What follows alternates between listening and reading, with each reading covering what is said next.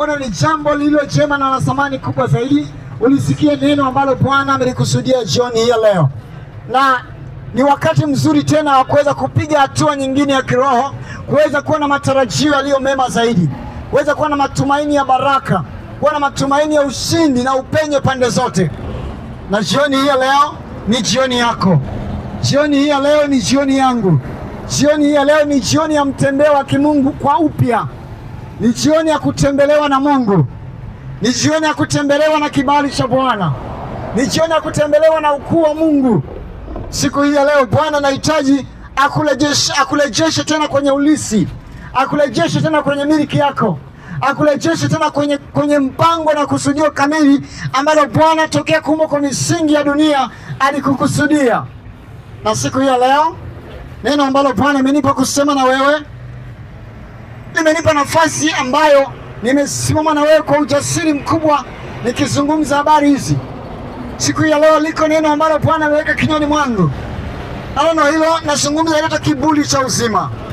Leo hii ninazungumza na wewe leo.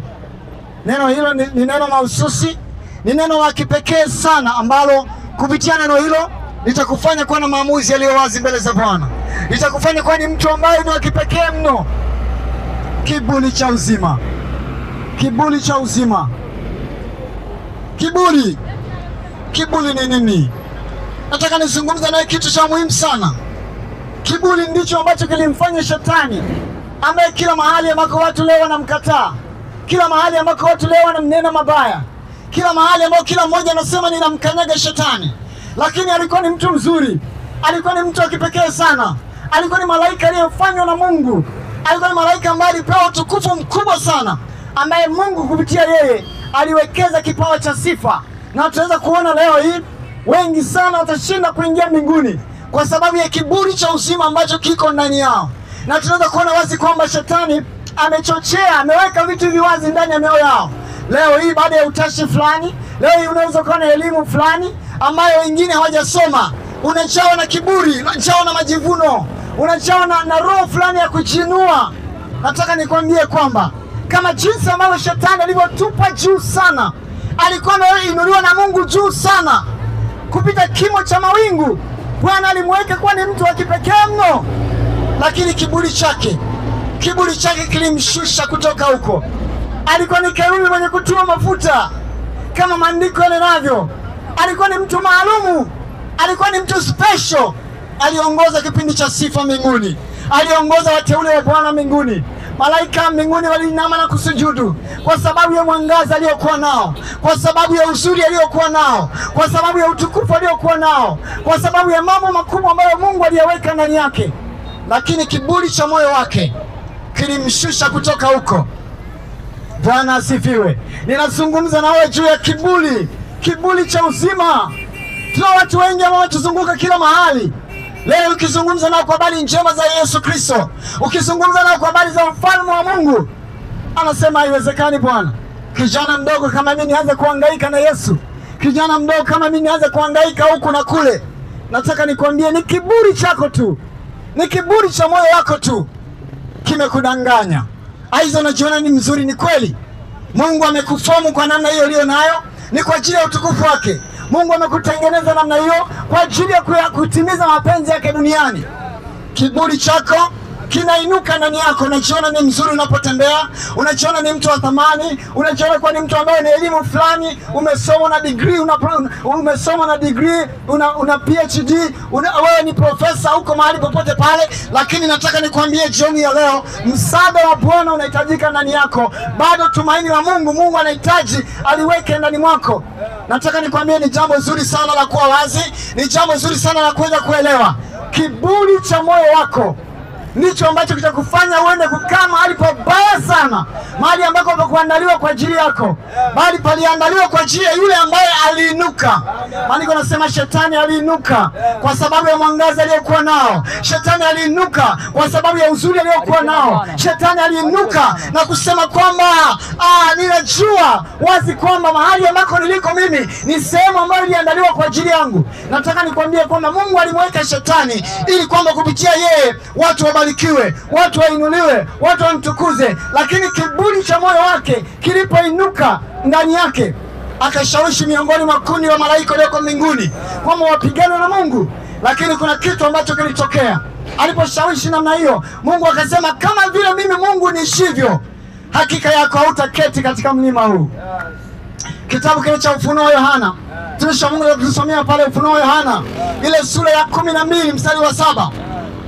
Yote ambayo na Biblia unaweza kufungua pahali ukasoma ili uweze kuelewa ni jinsi gani kiburi ambacho shetani kiliinuka ndani yake, ambaye leo kila mtu anamlani shetani, ambaye kila mtu leo hii anamtukana shetani, ambaye kila mtu leo hii anasema kwamba mimi siwezi, ni kwa sababu kuna kitu kiliinuka ndani yake. Haleluya. Unaweza kutusomea pale Ufunuo Yohana sura ya 12 mstari wa 7.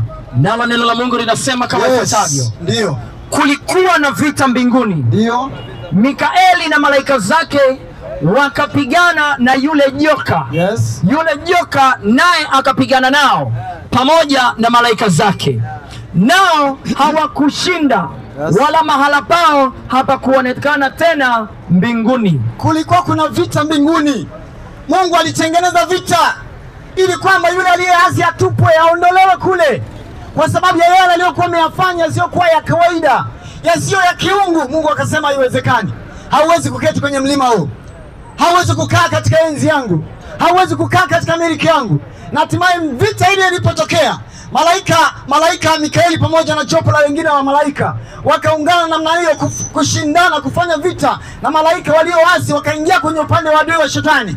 Lakini hatima yake tunaona kwamba wale walioungana na shetani walishindwa na wakatupwa nje na mahali pao pa kuonekana mbinguni. Na ndio maana leo hii ndio hao wanaolandalanda kila mahali, ndio ambao wanasumbua watu, wakatupwa, wakawa na miili kabisa, wakatupwa mbinguni. Ndio leo hii ambao ni majini ambao wanaishi katikati ya wanadamu, ni malaika waovu waliotupwa, walioasi, mapepo wanaotenda kazi ya shetani, wanatimiza mapenzi ya shetani duniani. Hao ni malaika waovu ambao wanashindana na Mungu leo, ambao wametupwa kutoka mbinguni. Lakini wakati ule walikuwa sio waovu, wakati ule walikuwa ni malaika wema, walikuwa watiifu, walikuwa wanafanya ile mapenzi ya Mungu. Lakini leo hii kile kiburi cha moyo wao kilipoinuka ndani yao, Mungu akawafukuza kwenye bustani ya Edeni.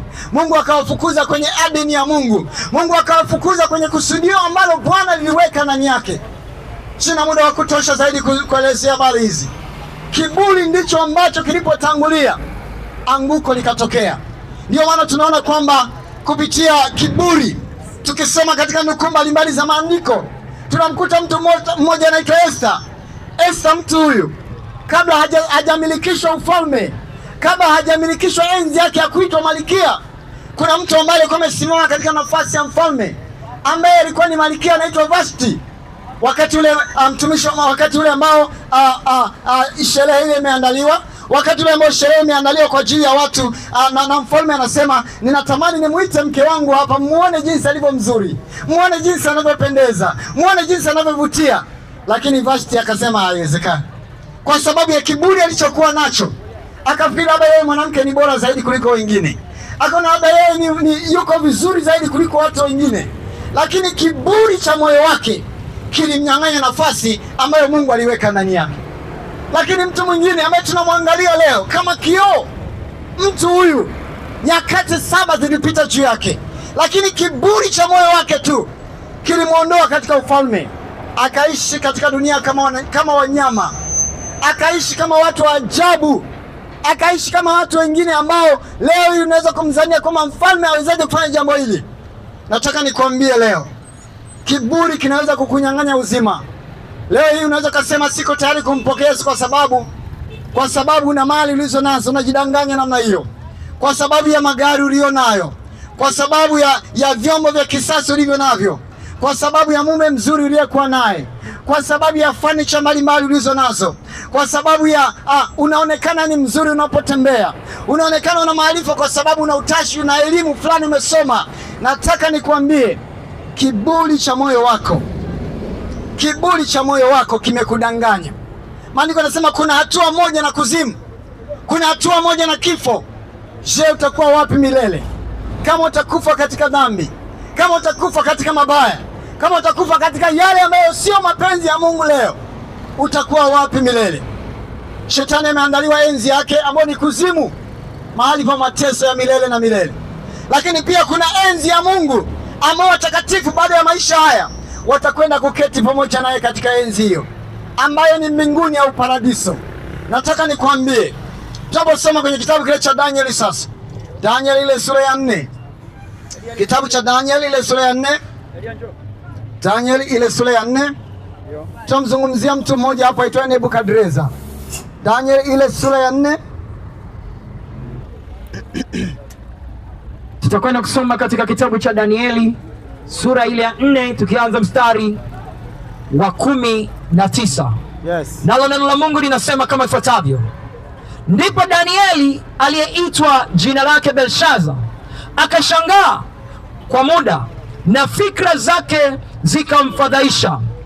Mfalme akajibu akasema, Belshaza, ndoto ile isikufadhaishe wala tafsiri yake. Belshaza akajibu akasema, bwana wangu, ndoto hii iwapate wao wakuchukiao, na tafsiri yake iwapate adui zako.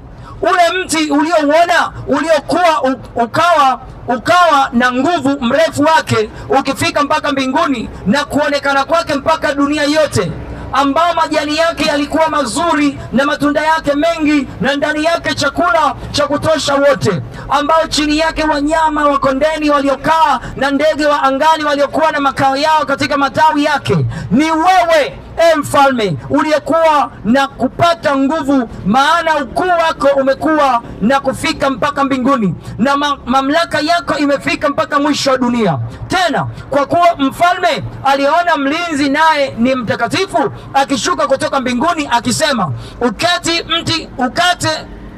ukateni mti huu mkauangamize, ila kuacheni kisiki cha shina lake katika ardhi, pamoja na pingu ya chuma na shaba katika majani mororo ya kondeni. Kikatwe maji kwa mande wa mbinguni, na sehemu yake iwe pamoja na wanyama wa kondeni, hata nyakati 7 zilizo juu yake.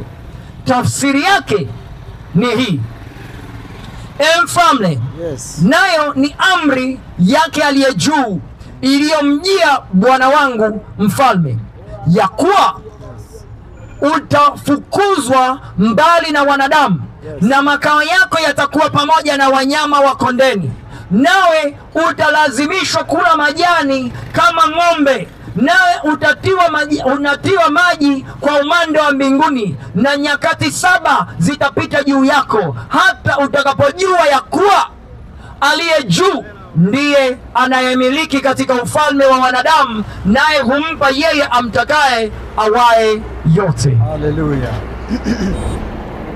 Tunaona kwa habari ya Danieli, tunaona kwa habari ya Nebukadreza. Huyo alikuwa ni mfalme wa Babeli, lakini tunaona anasema, mji huu sio kawa langu mimi, nilioujenga kwa nguvu zangu mwenyewe.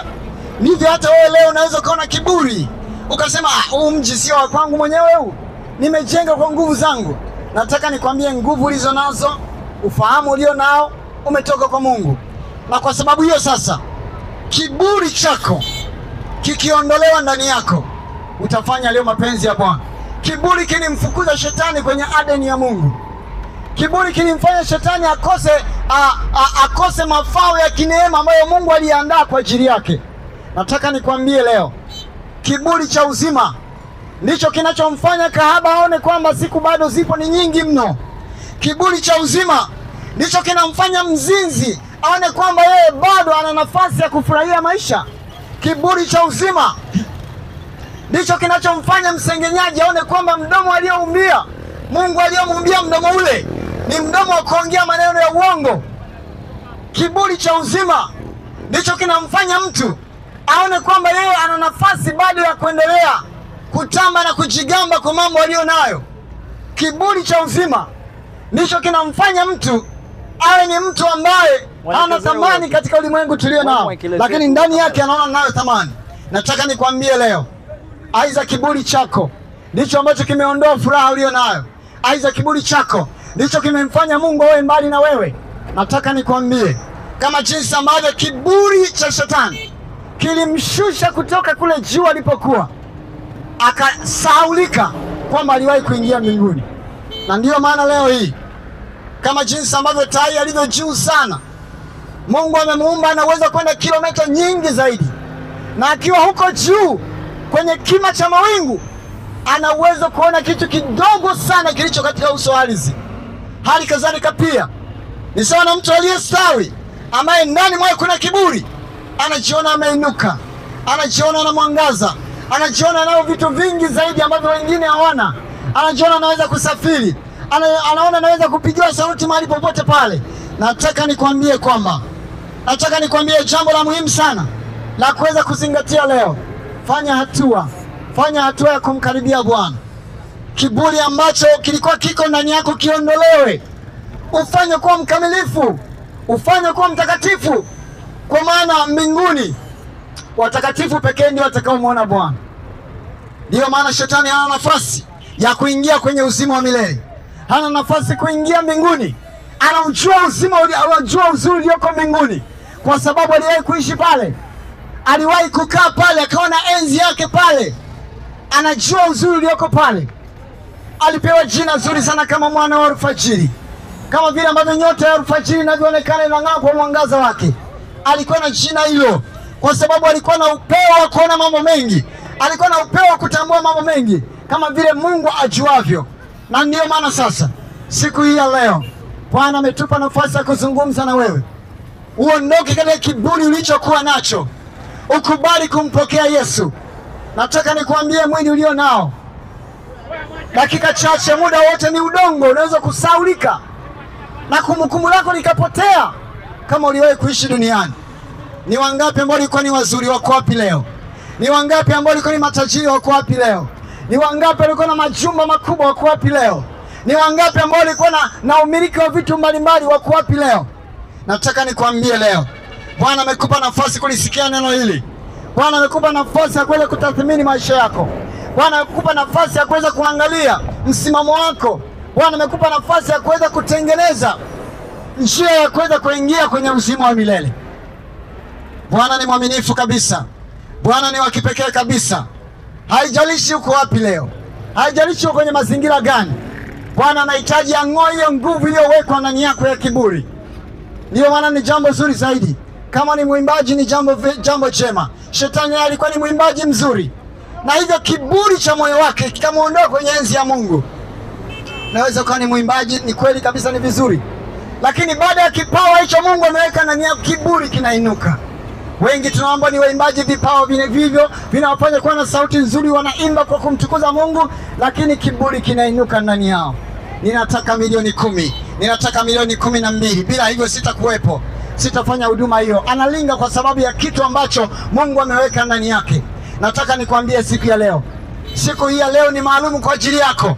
Kama utatengeneza moyo wako leo, aizo unaweza kuwa na kiburi kwa sababu ya ufahari nyingi ambazo umepewa, kwa sababu ya fahari mbalimbali ambazo Mungu amekupatia kama neema, na inahitaji kutukuzwa pia, lakini kwa sababu kujua majira ya Bwana, kiburi kimeinuka ndani yako. Kiburi kimeinuka ndani yako. Nataka nikwambie leo, mama mmoja alikuwa ni mchawi. Kiburi chake, alikuwa na kiburi, alikuwa na uwezo wa kusafiri kutoka pale alipokuwa na kwenda mahali alipopakusudia bila kufunga mlango. Kisha kilikuwa ni kiburi kwa sababu ya mambo aliyokuwa nayo, na mama yule alikuwa anatisha kwa sababu mji mzima ulimjua. Alikuwa ni gwiji kwa mambo ya uchawi, alikuwa ni tishio. Nataka nikwambie kwamba siku moja mama yule alilia kama mtoto, akishinda kuelewa kwamba wakati ule ambao Mungu alikuwa amemweka katika dunia hii, hakumweka ili aendelee kufanya yaliyo kinyume na Mungu, bali ayafanye yaliyo mapenzi ya Mungu. Nataka nikwambie kwamba wakati ulifika akaingia kwenye mateso. Kabla hajaingia kwenye enzi yake, akapitishwa kwenye sehemu ya mateso, akawa analia kila siku, akawa naomboleza kila siku. Akasema, mimi usiku mzima silali, mimi usiku mzima ninahangaika, mimi usiku mzima sijui nifanye nini, ninaomba mniombee. Nataka nikwambie kwamba tuliomba pamoja naye, lakini tukampa shauri, kama huko tayari kumpokea Yesu, na kama huko tayari kutoa mambo yako yote, kuzungumza, ulifanya nini, maisha yako uliishi vipi. Kama ukificha ficha tu, haitachukua nafasi, utaondoka katika dunia hii. Na kwa sababu hiyo sasa, kwa sababu ya mambo makubwa ambayo aliyafanya katika giza, yalimpotezea ujasiri wa kuyazungumza. Bado alikuwa na kiburi akijua kwamba ana muda wa kuishi. Bado alikuwa na kiburi akijua kwamba kesho inakuja. Lakini nataka nikwambie, wakati ulipofika, Mungu alitupa nafasi ya kuzungumza naye. Mungu alitupa nafasi ya kumtembelea na kumshauri afanye chaguo lililo sahihi la kumfanya na kumshauri zaidi na zaidi afanye maamuzi sahihi kwa habari ya maisha yake yajayo. Mama yule alishupaza shingo. Mama yule alizihaki.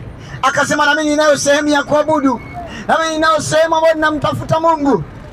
Yaweza kuwa ndio wewe uko hapa leo. Unaweza kusema nina dini yangu, lakini bado ni muongo, lakini bado ni msengenyaji, lakini bado ni muuaji, lakini bado ni mzinzi, lakini bado ni mwabudu sanamu. Yaweza kuwa uko hapa lakini bado ni mlawiti. Lakini bado uko mahali hapa lakini bado ni kahaba, ni shoga. Unafanya yaliyo kinyume na mapenzi ya Mungu. Nataka nikwambie leo, Bwana amenipa nafasi ya kuzungumza na wewe jioni ya leo.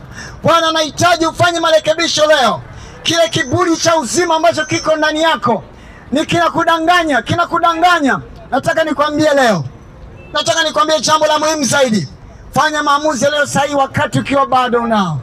Fanya maamuzi sahihi wakati huu ambao pumzi yako haijaondolewa. Fanya maamuzi leo sahihi wakati ambao bado una uhai ndani yako. Nataka nikwambie leo, kama hujafanya hivyo, wakati utakapofika, hautakuwa na nafasi ya kutengeneza. Hautakuwa na nafasi ya kujiandaa. Hautakuwa na nafasi ya kusema sasa niko tayari kumtafuta Bwana. Utakuwa muda umekwisha. Utawatafuta wahubiri, hautawapata tena. Utawatafuta wainjilisti, hautawapata tena. Utawatafuta wachungaji wa kuongoza sala ya toba, hautawapata tena. Utawatafuta watu wote wajua mambo ya Mungu, hautawapata. Kila mmoja atakuwa amenyakuliwa, na zaidi sana kutakuwa na kilio na kusaga meno. Ni wakati wako wa kufanya maamuzi leo. Ni wakati wako wa kuweza kumwendea Bwana. Ni wakati wako wa kuweza kufanya matengenezo. Bwana anahitaji aondoe kiburi kilichoko ndani yako. Bwana anahitaji badiliko la kweli. Bwana anahitaji unganiko la kiroho pamoja na yeye. Bwana anahitaji apitishe baraka za Mungu juu yako. Bwana anahitaji alitume neno lenye kuleta mageuzi. Siku hii ya leo, kile kilichokuwa kinakudanganya, Israeli mlio nayo, haina thamani mbele za Mungu. PhD zinabaki hapa duniani. Masters zinabaki hapa duniani. Ufalme unabaki hapa duniani. Uongozi unabaki hapa duniani. Unapokufa unaondoka wewe kama ulivyokuja. Je, utakuwa wapi milele? Je, utakuwa wapi milele? Kama utakusanyika mbele za Mungu, kama tutakusanyika mbele za Mungu, na kila mmoja atatoa habari zake mwenyewe. Aliishi vipi katika dunia hii? Alienenda vipi katika dunia hii? Ndio wakati ambao nahitaji nizungumze na wewe, ya kwamba hauna nafasi ya kujihesabia haki. Hauna nafasi ya kukaa mahali pale ulipo ukasema mimi sina dhambi. Hauna nafasi ya kukaa pale ulipo ukasema mimi sijawahi kumkosea Bwana. Nataka nikwambie leo, maandiko yanasema wote tumefanya dhambi na kupungukiwa na utukufu wa Mungu. Wakati ule ambao shetani alipoasi kule mbinguni, alipotupwa chini, akaanza kushughulika na wanadamu waliowaumba Mungu ili kwamba wasiingie paradiso, kwa sababu anapajua vizuri, kwa sababu anaujua vizuri mji ule, kwa sababu anaijua vizuri enzi ile, na kwa sababu hiyo Mungu akaiandaa jehanamu ya moto kwa ajili yake. Naye akasema hawa uliowaumba wewe, ninaingia nao katika moto huu. Na ndio maana leo hii ninazungumza na wewe kukuonyesha mahali sahihi pa enzi yako.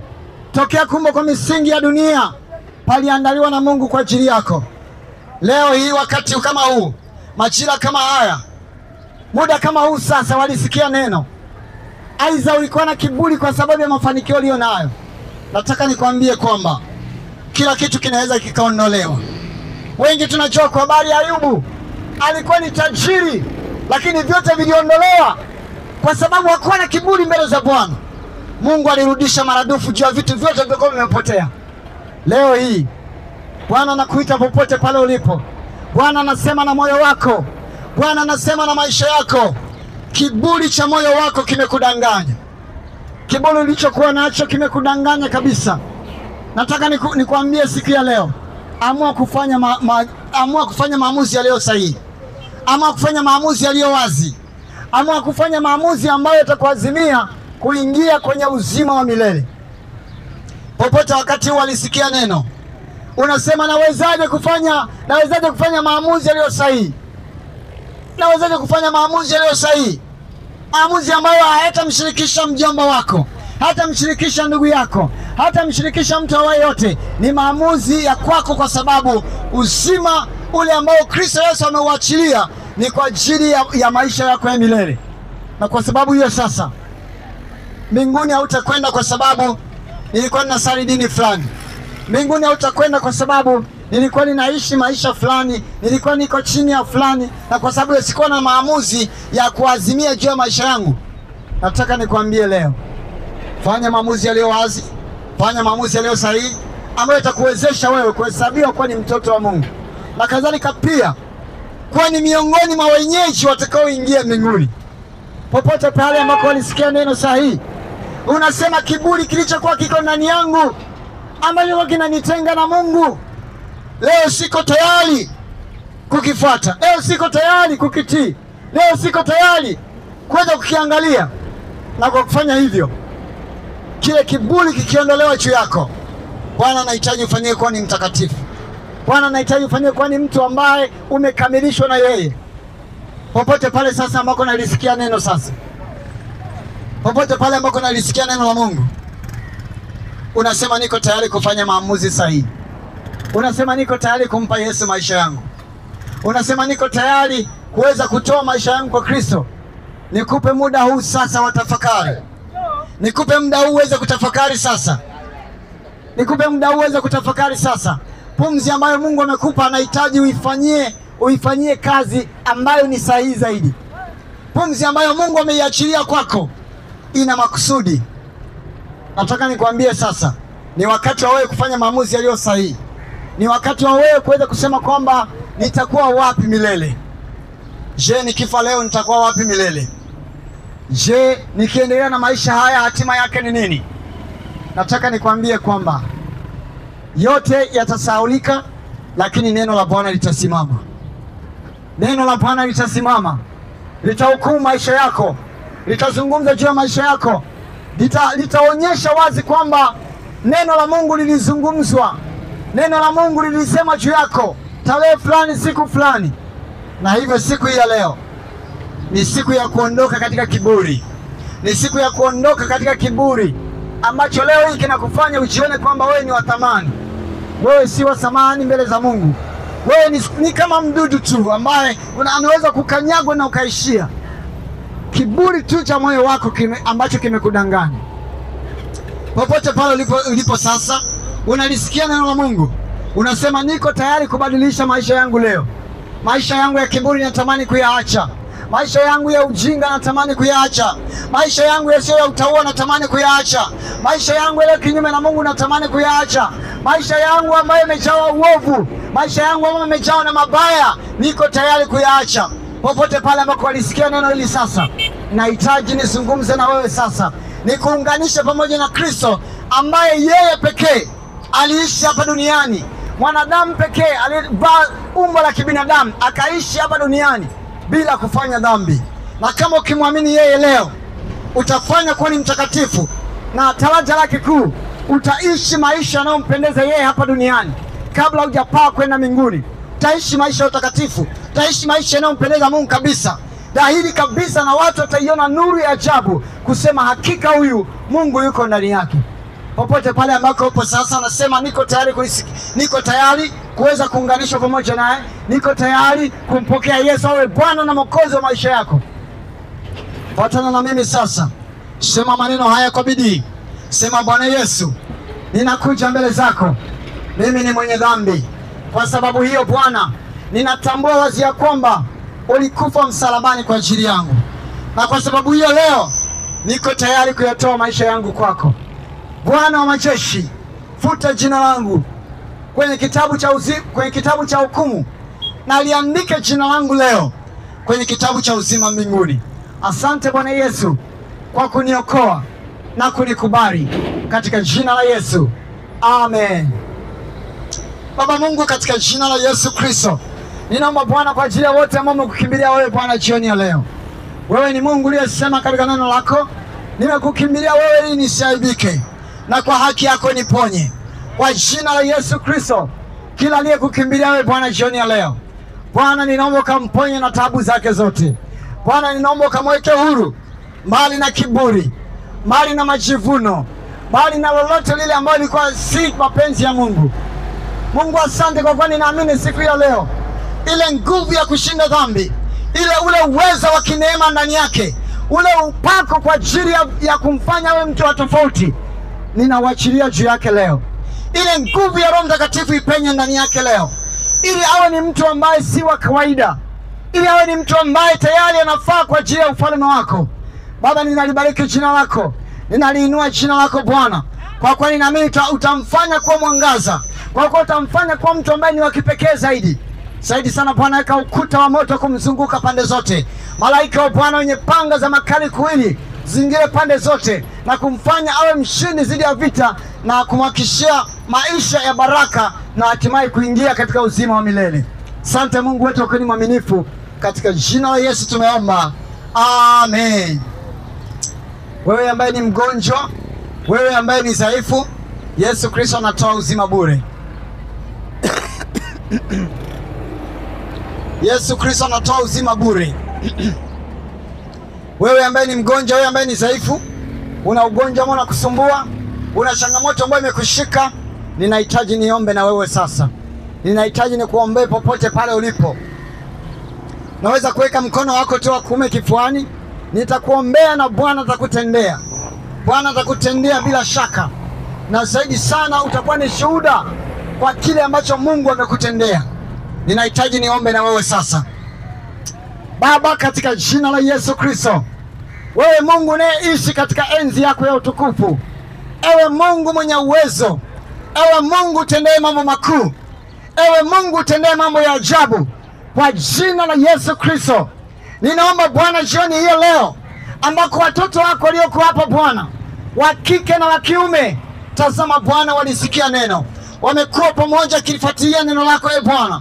Tazama saa hii na majira haya, wako wanaoteswa na vidonda vya tumbo, wako wanaoteswa na presha, wako wanaoteswa na kisukari, wako wanaoteswa na madonda sugu, wako wanaoteswa na sickle cell anemia, wako wanaoteswa na UTI sugu, wako wanaoteswa na kila aina magonjwa ya saratani. Ninaamuru kwa mamlaka ya jina la Yesu Kristo, kila nguvu za mashambulizi hayo, kila nguvu za mateso hayo, kila nguvu za kila aina mikandamizo ya shetani, ninaziondoa juu yao jioni ya leo katika jina la Yesu. Kila mashambulizi ya maumivu, kila mashambulizi ya mateso, kila aina maumivu ndani ya mwili, kila aina ya vitu vinatembea ndani ya mwili, mapepo, majini, mashetani, roho zote zilizoasi kutoka mbinguni zinafanya vita na kupigana na maisha yao na kuleta magonjwa, ninaziamrisha kwa mamlaka ya jina la Yesu, ziondoke juu yao, wao wazima kuanzia sasa katika jina la Yesu. Kila nguvu ya mateso na iviringisha, kila nguvu ya mateso na iondoa juu yao, kila aina mikandamizo ya shetani ile nafasi juu yao. Mungu asante kwa kuwa ninaamini jioni ya leo imekuwa ni jioni ya kufunguliwa. Bwana Yesu amesema ulalapo utalala usingizi mtamu, na usingizi huo uwe juu ya watu wako usiku wa leo. Aliyekuwa anaona maruweruwe, aliyekuwa anaota ndoto zisizokuwa za kawaida, aliyekuwa anatishwa ndotoni, ninaweka wigo wa moto, ninaweka upanga wa moto kuizunguka nyumba yake, kuzunguka mahali alipo, kuzunguka mahali alipo, na neema yako ewe Bwana iambatane pamoja naye. Baba, naliinua jina lako, nalitukuza jina lako Bwana, kwa kuwa ninaamini hakika umetenda jioni ya leo. Kwa kuwa ninaamini hakika Bwana umewabariki watu wako. Kwa kuwa Bwana ninaamini umewajilia watu wako. Kwa kuwa ninaamini Bwana umewatembelea watu wako. Asante Mungu wetu kwa kuwa ni mwaminifu. Katika jina la Yesu tumeomba, kila mwenye pumzi na aseme amina. Amen. Haleluya. Unaweza ukawa na ushauri, unaweza ukawa na maoni, unaweza ukawa na chochote kile ambacho kinakusumbua. Aidha ukatamani kutupata kwa karibu zaidi, aidha ukatamani kutupata kwa wepesi zaidi. Kihuduma tunafanyia maeneo ya Mkundi wa watumishi pale, lakini nambari zetu za simu ni 0693 191 581. Tarudia tena nambari hizo za simu. Unaweza ukawa na ushauri, unaweza ukawa umezunguka huko na kule unatafuta watu kukusaidia lakini imeshindikana. Tumia nambari hizo za simu, utakusaidia na Bwana atakutendea katika jina la Yesu. Nambari hizo za simu ni 0693 191 581. Narudia tena, nambari zetu za simu ni 0693 191 581. Mungu aliye hai, Mungu aliye juu mbinguni akubariki na uwe na siku njema ya mtembeo wa kimungu katika jina la Yesu. Amen.